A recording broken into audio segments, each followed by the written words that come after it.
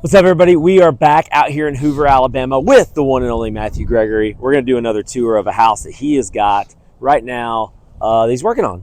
So, Matthew, tell us about this house. Hey, guys. We're in Green Valley still. Diadera. It's a house I bought a few months ago, and we're getting close to getting it wrapped up. The inside is done. This house has a little bit of a unusual shape to it, so we are trying to go more of a mid-modern look, and that's what we're trying to make happen. Right now we have a lot of trees planted at the road that we'll probably remove once the house is finished to almost like have a unveiling. Unveiling? Yeah, unveiling. Which I guess that is a nice, covering, I guess, of the house, but let's go take a look at it, man.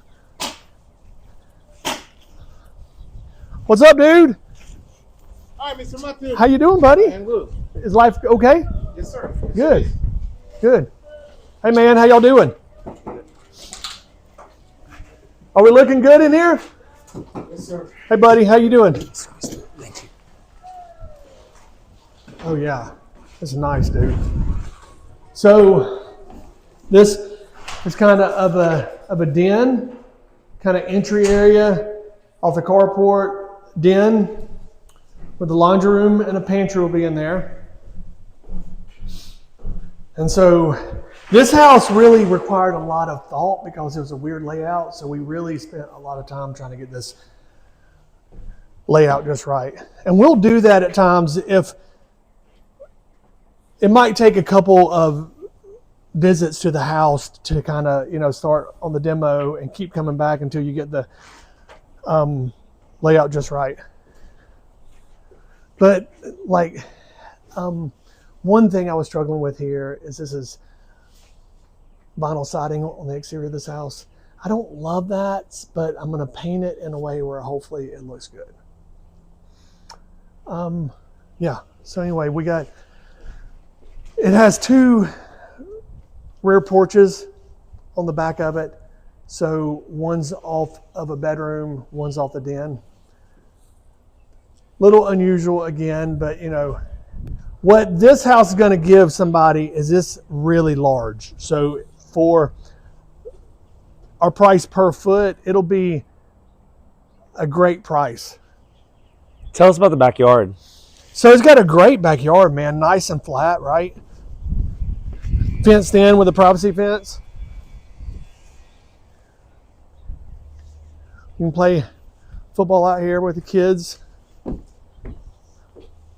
It's a big lot because the front was huge too.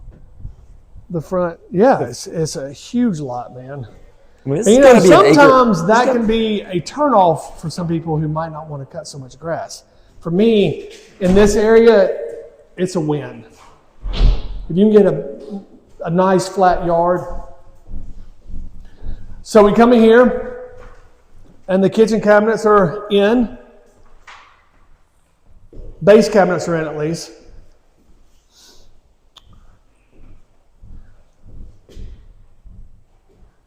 So the countertops are coming soon, and then the uppers will come in and we'll install the appliances. So really the hardwoods are done, the painting is done. So what's left here is electrician comes in, and then after the countertops and the uppers are in, the kitchen will be done. We did change out these windows on the front. The old kitchen was laid out right here, and it had a wall going down this middle. We really had to address that because it was kind of odd how the layout was, so we went ahead and opened up the whole room. So these windows back here, this was already here. This was already here. These are already here. And what about like the beams up here? So that was kind of weird. So when we took this wall down, we realized that the beams were not meeting each other at the same spot in the middle. Mm-hmm. So we had to relocate all three of these beams to match these. And but we got it done. We had to be a little creative. Do you feel like that's not probably something you had to do, but from a look standpoint? Yeah, I feel like we had to do it. I mean, the way the house looks is what will make somebody buy it or not buy it. And to me, it looked kind of not well done. I think that's the interesting thing about, all these years I've known you is that's kind of the extra step and the extra mile you're going to take when I think a lot of these folks are just trying to get in and get out. Let's get as much profit. We're trying to get in and get out too, but we're trying to do those extra steps while we get in and get out. So what I feel like we're good at doing is once we recognize that it needs some adjustments, we just get on it and get it done. So it's not really holding us up. We're spending a little bit more money getting it there. But I think at the end of the day, our house is going to pull more money because we do those items like that. Yeah. Awesome. Make sense? Yeah. Yeah. So, and then on the back half of the house is where the bedrooms are, I'm assuming? Yep. So it's a 4-bedroom. Actually, we almost made it into a 4, but this is also a 3-3. Not a 3-2 like the one we just left, but it's a 3-3. So we had a small problem here. We had to step this up. So my hardware guy will have to get a little creative in adding a threshold because this was maybe like this was like an old porch or something that had a slab, and we really had to bring the level up to that slab. But nice vanities, man. We don't do cheap vanities on our houses. It makes a difference. It really does. Well, so what are you going to do? This is interesting because what are you going to do here? What could you do? We're going to do probably a gradual threshold where it's almost like a pie shape. So hopefully you don't even notice that too much. Mm-hmm. It's our smoke detectors go in. Mm-hmm. This is the master bedroom. Lately, I've been so conflicted in calling it, what do you call it? Main bedroom, primary, master. So, but here's your shower. It's got a huge shower in it, which is nice, right? Again, we try to put nice vanities in our houses. It's a Kohler vanity. So what I do is I go online, and when they're on sale, I buy all I can. So I'll buy 20 of these at a time, and retail on that was like $1,800. But when I get them for $9.99, I'll buy 20 at a time, and it just makes all the difference, man. It really does. That's awesome. So, and this is what you were talking about earlier. This is the door that takes you to that back porch. Yeah. From the master bath. That's right. So that's interesting. No. This is the master closet.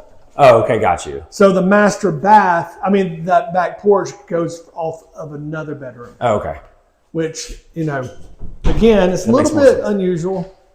But it's such huge square footage, and a lot of times in these older houses, you probably have some interesting layouts. Yeah, exactly. And you could take all that out if you wanted to, but it's not really hurting anything. Hey, man. Hey, in the master bath at Dio, what is this wire coming out of the master bath wall? Do you know, over the vanity?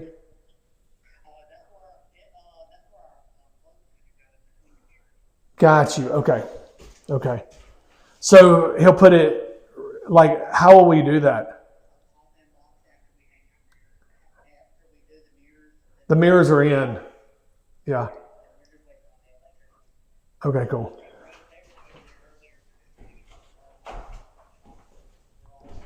Okay, cool. All right, dude, thanks, man. All right, bye-bye. So, here's another trick.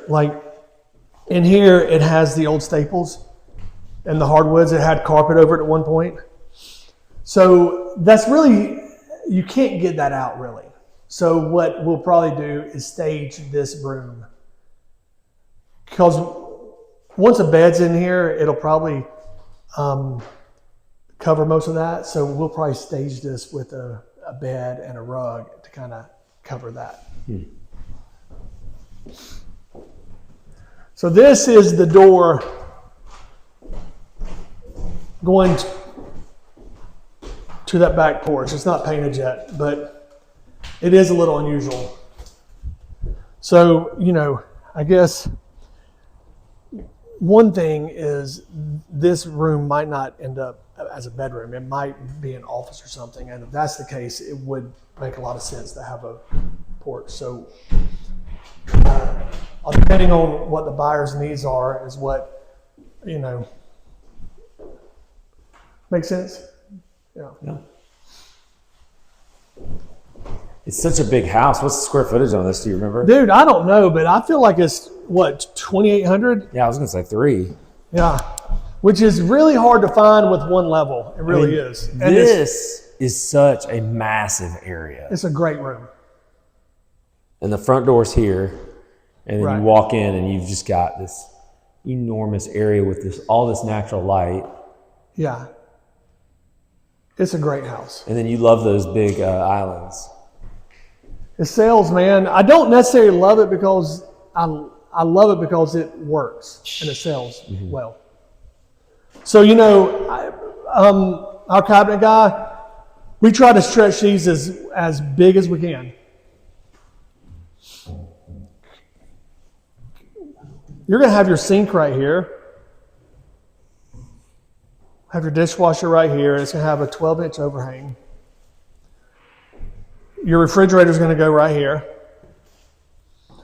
And, you know, obviously when you have a fridge next to a wall, you're going to want to have as big of a strip of wood right here to have your fridge kind of off the wall so you can open up the door.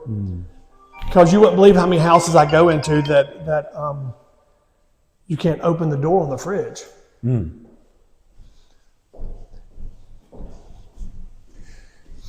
So in here will be a nice laundry room and a wall of pantries right here. So what I've started doing is on all my houses, I'm trying to put in built-in pantries because the market's not moving as well as it was maybe 2 years ago. So you really have to step it up on your layouts and your remodels because, I mean, your buyers might have other houses they're interested in too, and you have to get yours on top of that list. We're having to work harder to get each house sold right now. But I'm not scared of work. I want to walk through the numbers. Do you want to do that in here or do you want to do that outside? Yeah.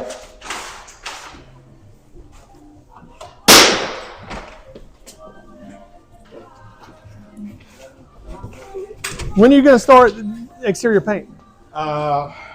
Tomorrow? I want to start with Wednesday because I have to put something around, fix. Okay.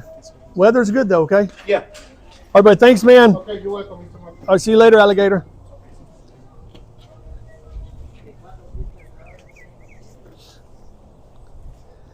So, like, I can tell you how to speed the process up is even things as simple as making sure that your guys are doing exterior work on pretty days and doing interior work on rainy days and not the other way around, because then you'll get a call on a rainy morning and you'll have to move 8 or 10 crews over, and that's not always ideal. So encourage your guys to do exterior work on pretty days and then interior work on rainy days.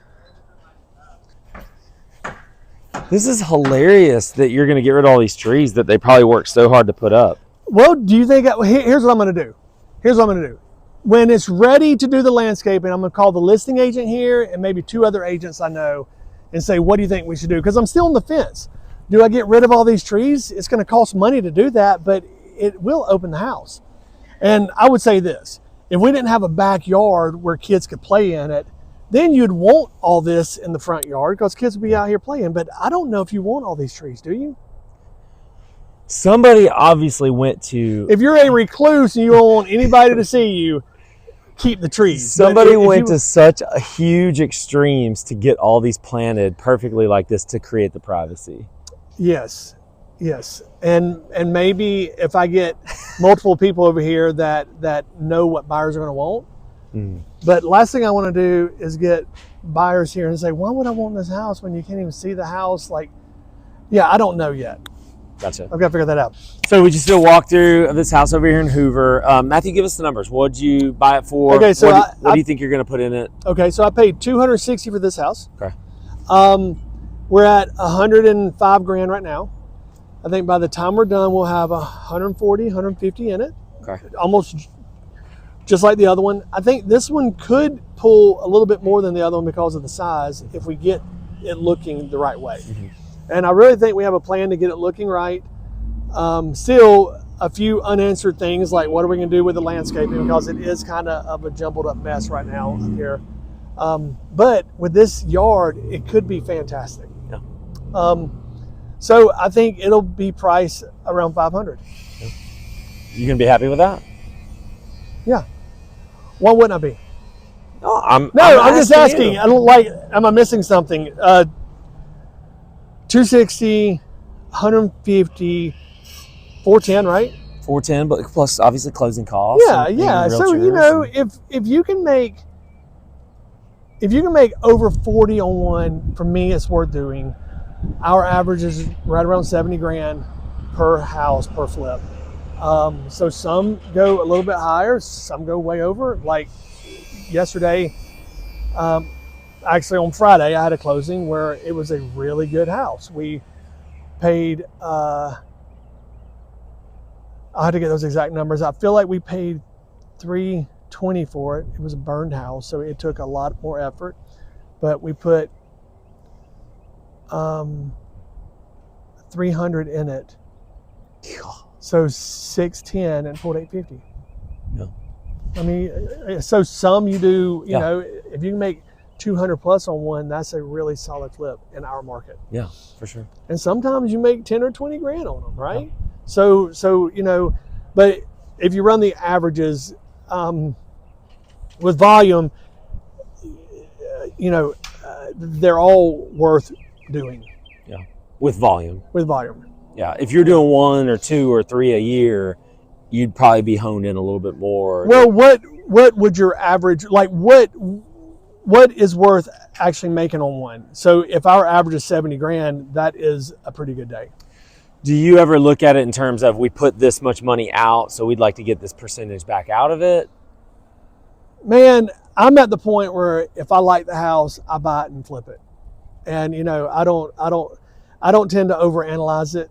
I'm with you. If you're doing 2 or 3 or even 10 or even 20 a year, you probably want to be more careful. But you know, for me, I'm keeping a lot of guys busy, and at the end of the year, we do pretty well with them. Yeah, awesome. Yeah. All right, guys, stay tuned for the next one.